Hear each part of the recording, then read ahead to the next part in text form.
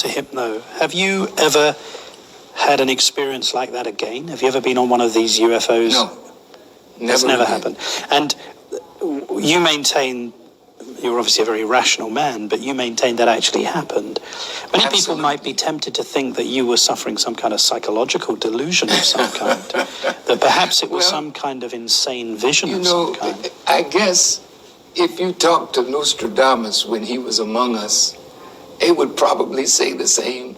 People that had visions were called witches, and they were burned at the stake, because God singles people out for certain experiences.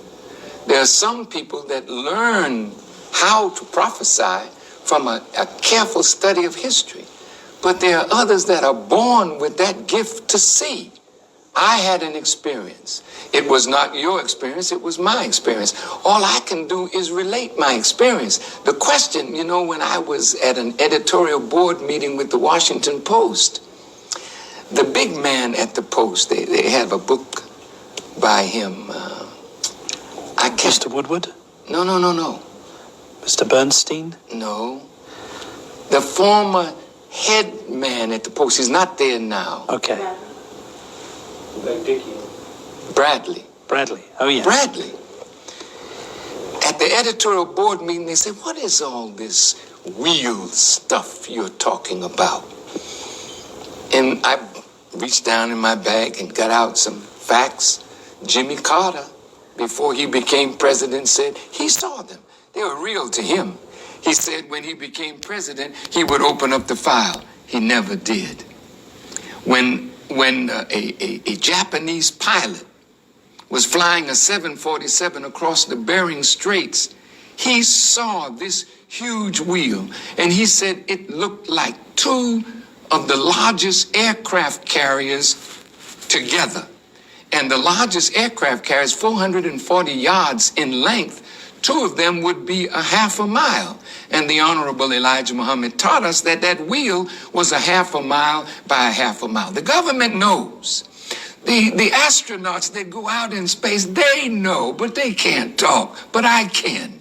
And I'm telling you, sir, that before you all can make mockery of me, you'll begin seeing these little wheels over the major cities. Then what are you going to tell the people after lying to them for so long that this is swamp gas, or this is a balloon, or this is that, when you know the truth, but you lied, not you personally, but the government has lied to the American people, and in the end, the people will lose all confidence in their government as a group of liars that hide the truth from the masses of the people to keep them under control. There's a greater power in the world than the United States of America, and you soon will come to know it. And you think that that power presents himself in the form of these wheels, these UFOs, these kind of interspatial objects? Ezekiel in the Bible, and I think it's 595 BC,